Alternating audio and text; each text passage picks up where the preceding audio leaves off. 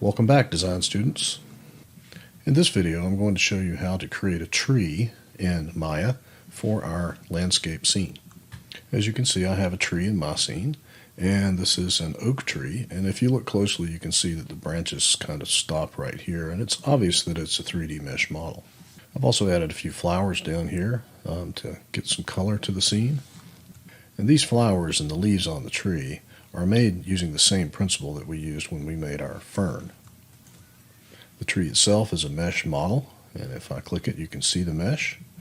And if I click here, you can see that the leaves are simply polygons with opacity maps attached. In a minute, we're going to use some internal tools that Maya has to create our own tree, but if you're interested, you can find models of other trees and lots of other things on the internet. All you need to do is Google free 3D models. And there are lots of different sources. I like to use CG Trader very often. And if we click free and search for tree, we'll come up with some things. We have to click free again, but you can see there are lots of different models here. Some of them work better than others, but there are lots of sources for you to use if you are interested in adding trees and other plants to your scene. Of course, if you want to make your own, we know how to do that too. So let's get started. I am currently in my landscape project folder here, so I'm just going to stay there. But I'm going to create a new scene, and we're going to use some tools in Maya called brushes. And these are pretty old technology in terms of Maya, but they can be found under the Generate menu item here. There's lots of stuff in here, and what we're going to do is get a brush. So click Brush, and that will bring up another menu for you. And there are lots of things in here. I encourage you to explore them, but a lot of these things in here are old technology, like I said, and they won't render with Arnold. So we're going to have to do some things to our tree once we make it. But here is trees, and here is tree mesh. Trees are actually animated. Tree meshes are just models, and we're not going to animate this, so we're just going to get a tree mesh. Here's the oak tree that I used, so I'm going to select that, and then once you select it, your cursor becomes like a little brush. And if you click and paint, you will paint a tree. Sometimes you may paint more than one tree, like you may paint a line of trees. I think my brush settings are such that I'm just painting one tree. Or let's see what happens when I select another one. Let's see what happens when I select trees. When I did this on my other computer at school, when I clicked and painted, I painted a whole line of trees. And I'm not sure what the tool settings are that aren't making that happen here at home, but I'll show you my tool settings. Here's the tree I'm going to use. So I'll just paint one. But here are my tool settings here at home. I'm not sure how they're different, or maybe different from yours. So if you find yourself painting a whole line of trees, just click and hold and just move your cursor a very little bit, and you will just paint one tree. So here's my tree. I'm going to go ahead and close this now. Now this tree is not a mesh object. It is a brush stroke. In fact, if we go into the outliner, you will see that it is listed as a stroke, not a mesh object. I can move it, but I'm moving it from the end of the brush stroke, which is over here. So in order to work with this thing in our landscape, we need to convert it to a mesh object. To do that, you come up to Modify, Convert, and this is a brush stroke, so we're going to convert Paint Effects to Polygons. And that converts our tree to a mesh object. And you can see we still have our brush strokes here, so we can just delete those. We don't need them. And our tree is here as a group. We have the trunk and the leaves. They're each one object. So if we open up the group again and select the trunk or one of these components and come over here to the Attributes Editor and find the material or the shader that is responsible for the color on that, you can see that this is a Phong shader. And we need to do some work to make this work with an Arnold render. It will not work as it is right now. So the work we need to do in Hypershade. If you click the Hypershade icon here in your toolbar, you can see it right here. and that'll bring up Hypershade. And you will see that you'll have two materials in here. One is for the leaves and one is for the trunk.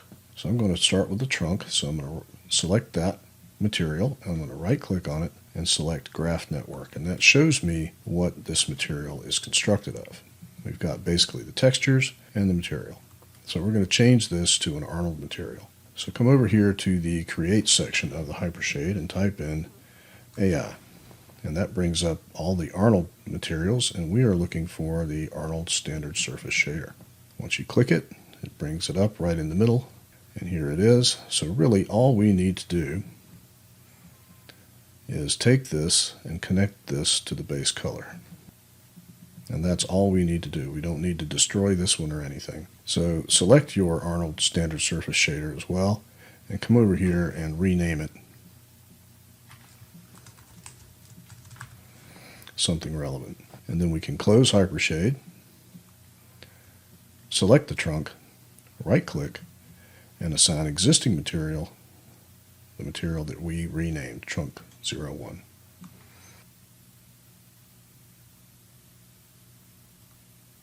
And if we click Show Material in Viewport, you will see that it is there. Now let's work on the leaves.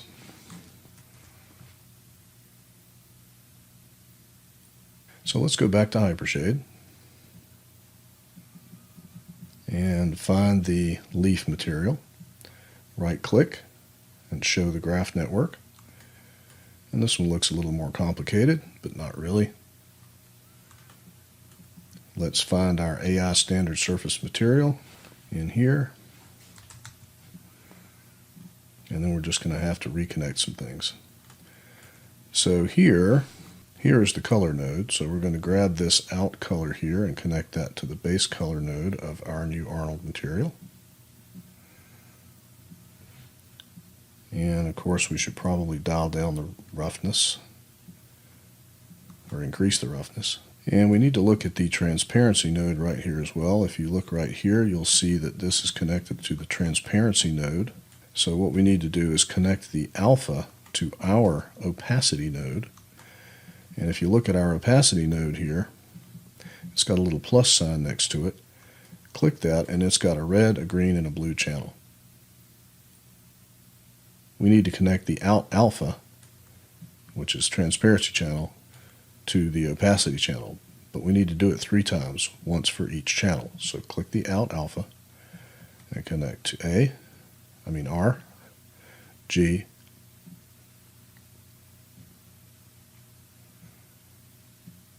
and B. And I don't think we need to worry about that specular color there. I'm not going to worry about that one. And let's also rename this material. Don't forget to select it and rename it something relevant.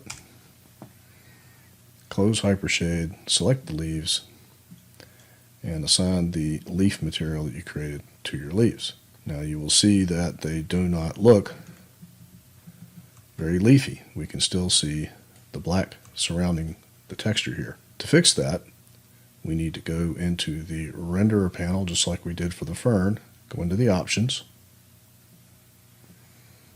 and change this transparency algorithm to alpha cut, and then the leaves will look normal. And then we can select the group at this point and scale it up some.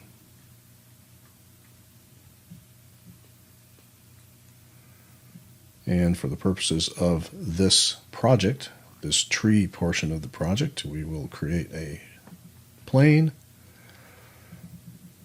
add a Arnold skylight, add a directional light,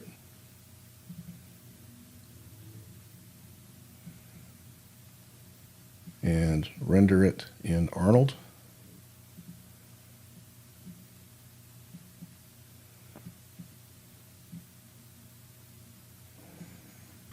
And turn this into the tree portion of this project. Don't forget to go into your render settings and change the image type to JPEG and the resolution to 720. before you render it and submit. I noticed that my tree trunk was a little shiny, so I'm going to select it and increase the roughness. And then I'm going to save this file or this scene as tree, and that is going to be in my landscape project folder. And we now have a tree we can use in our landscape scene.